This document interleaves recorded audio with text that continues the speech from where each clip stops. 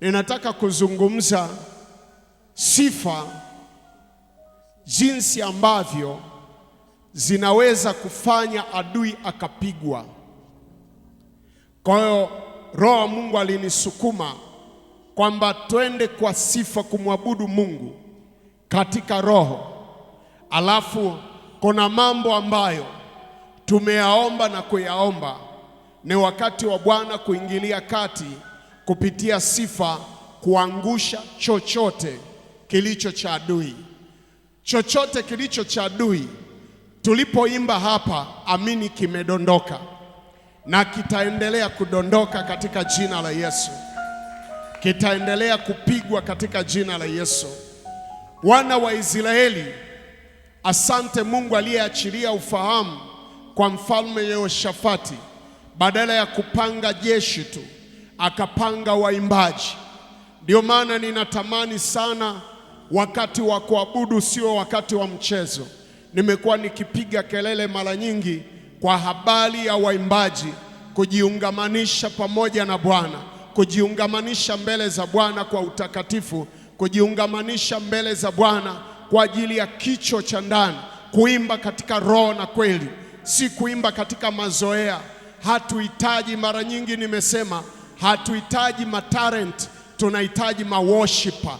Mungu hahitaji wenye vipaji. Hallelujah. Mungu anawahitaji waabuduo harisi. Amen. Mungu hahitaji wenye vipawa. Angewaita watu ambao wanafanya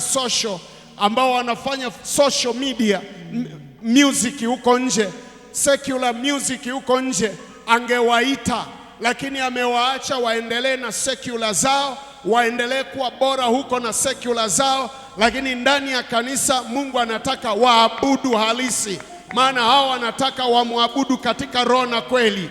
Bwana Yesu asifiwe. That is my wish. Hiyo ndio shauku yangu. Ni kama naota lakini ni kama kitu kinatokea. Amen. Ni kama sioni lakini ninaona katika ulimwengu wa roho. Ni kama kitu kinaumbika katika ulimwengu wa roho. Nina kiu, nina shauku, nina njaa. Na vijana ndio wenye nguvu ambao wanaweza kusimama. Ndio maana tumekuwa na maombi ya wiki moja, siku 7 kwa ajili ya kuomba juu ya uamsho mkubwa kwa vijana. Uamsho wa vijana ambao watamtumikia Mungu katika roho na kweli. Si vijana ambao wanakuja kwa mkumbo, si vijana ambao wanaweza kufanya kazi ya Mungu kwa mkumbo, lakini ni vijana ambao wakiimba, wakikaa mahali, shetani anapigwa, shetani anaangusha, maadui wanapigwa, kila kitu cha shetani kinaharibika. Hallelujah. Kwa sababu mwimbaji amesimama, mapepo yanawatoka watu. Amen. Kwa sababu mwimbaji amesimama, nguvu za giza zinawaachia, vifungo vinaachia watu. kwa sababu waimbaji wamesimama, waviziao wanaposimama kwa sehemu yao. Haleluya, amen. Karapakuli ya basiki sola mankoli ya batara basende rebosiki. Sijui kama uko tayari kupokea uamsho mkubwa huu.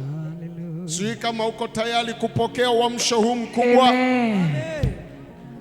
Na Mungu akakutendee katika jina la Yesu. Amen. Mungu alitendee kanisa lake, tendewa watu mahali pake. Ni nabii wangu kuamba uamsho huu utaenda kutembea na kwenda mbali zaidi katika taifa hili. Bwana Yesu asifiwe sana. Amen. Baba, asante kwa sababu unasikia neno la mtumwa wako na unajua kiu yake, na Mungu unaenda kujibu na kufanya katika jina la Yesu. Amen.